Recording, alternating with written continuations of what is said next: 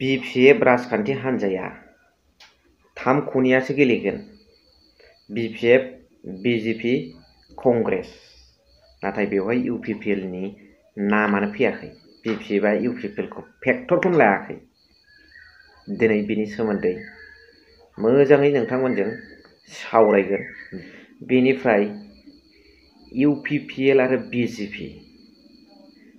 क'क्राझार लकसभायाव मोननै हान्जानिफ्रायबो केन्डिडेट बसायनो दावराव-दावसि। बिथांमोननि गेजेराव हेमन्त बिश्व शर्मा आरो प्रमद बर' सारनि गेजेराव सावरायलायनाया गोरोबलायाखै नामा? बोराबगासिनो नामा बिथांमोना सिङाव?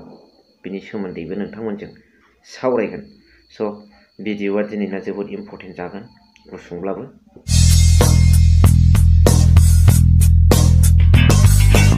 हेल' everyone, once again welcome back to the channel. दिनैनि गोदान भिडिअ'आव नोंथांमोन बयखौबो गोसो गोथारै बरायदों। लोगोसे आसा खालामो इसोरनि अननायाव नोंथांमोन बयबो मोजां दं। गिबियावनो नैबे भिडिअ क्लिप्सखौ नोंथांमोना नायनानै लाग्रोदो ससे। जिखिनि मानसिफोरनि प्रेजेन्टखौ आं जिखिनि नुदों, माने दरं उदालगुरियाव BPF हान्जायानो 1 नाम्बार पजिशनाव दङ। जुद्धआ जागोन जोंना कंग्रेस, BJP आरो BPF नि गेजेराव।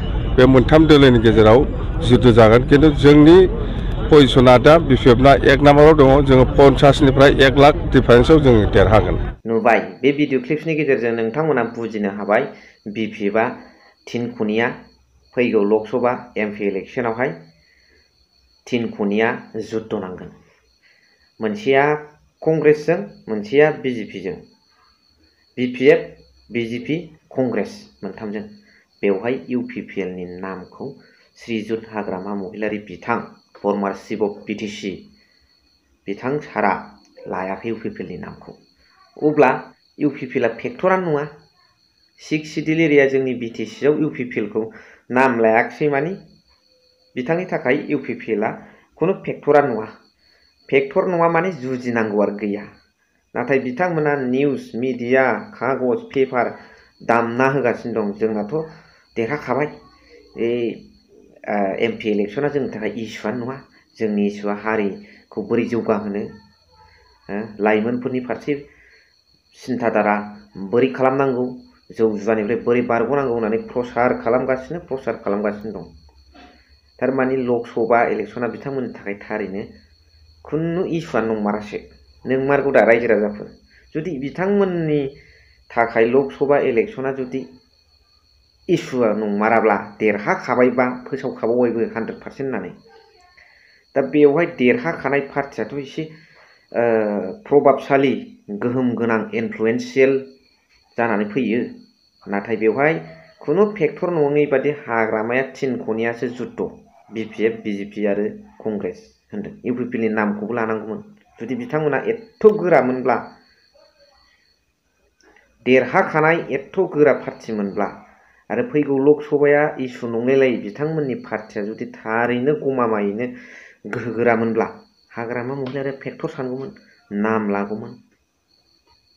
बेयावनो जोङो ओरैनो बुजिखाबाय नमला ससियेल मिडियाआवल' गां बिथांमोना खोथा बुङो।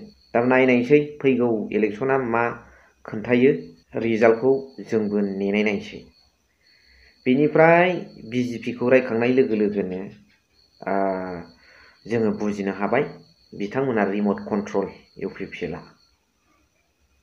हेमन्त बिश्व शर्मानि आखायावसो बे रिमटआ। बेखायनो बिथाङा डाइरेक्ट फिसालाखौ नङा बिफाखौ होनहरखाबाय BJP जों होननानै। दा नोंथांमोना मा सानदों कमेन्ट हरनानै फोरमायहरबानो जाबाय। बेजों लोगोसे थारैनो UPPL आ सिङाव हेमन्त बिश्व शर्मा सारजों दावराव-दावसि सोमजिदों नामा? कंग्रेसनि खोथा रायखांनाय लोगो लोगो गुरजन मोसाहारि बिथां सारा MP इलेक्सन गेलेसिगोन कंग्रेसनिफ्राय, APCC निफ्राय, आसाम प्रदेश कंग्रेस कमिटिनिफ्राय। बेयो रोखा जाबाय।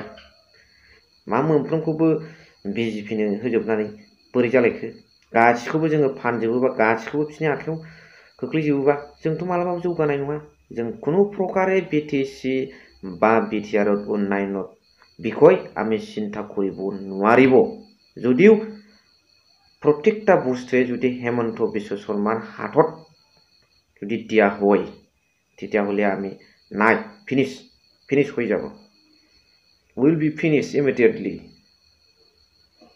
दा बेखायनो जोङो हायोब्ला बिजेपिखौ गारनानै खेबसेसो गाज्रि मोननाय मोजां मोननाय सिङाव दुखु लानाय रागा जोंनाय बेफोर नेरलायनायफोरखौ गासिखौबो नेवसिजोबनानै गारजोबनानै एंगारजोबनानै मोजाङै बिपिएफ आरो इउपिपिएल गोदोना गोबालायबा सोरलै बे जोंखौ बे सिक्स सिडिउल एरियायाव सोमावग्राया सोर बेलाय जुदि मोननैजों गोरोबलायनानै सिट सियारिं बानायलायनानै गेलेबाय थायो देरहालांबाय थायोब्ला जोंनि बे सेर सुनाय बादि ओरै उल्थां फाल्थां जाबाय थानायाव जोंखौ गाख्रेबनो मोजां मोनो नङा होमबा मोननैजों अरलाय होबाय थानानै हारां खुरबाय थानानै गावहा रंजाबाय थानाय नङा होमबा बे मोननैखौबो खुनु गोरोबलायहोयै अरलाय होबाय थानानैसो राज खालामनो नागिरदोंथ' सिक्स सिडिउलाव बिटिसिआव माखासे गोजौ थाखोनि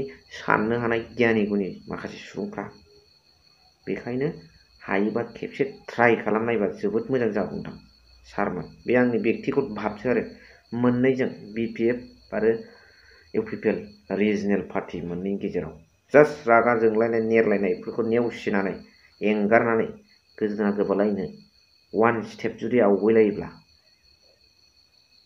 मोननैनिफ्रायबो आरो जाफुंगौदां सानो जाफुङाबा जाफुङासै नोंसिनि खोथासै सारमोन खिन्थु जायोब्ला होनदों दा बिनि सायाव नोंथांमोना मा कमेन्ट्स होयो कमेन्ट्सनि गेजेरजों फोरमायहरबानो जाबाय स' दिनैनि भिडिअखौ एसेखिनियावनो फोजोबबाय थेंक इउ भेरि माच फर वाचिं लाभ इउ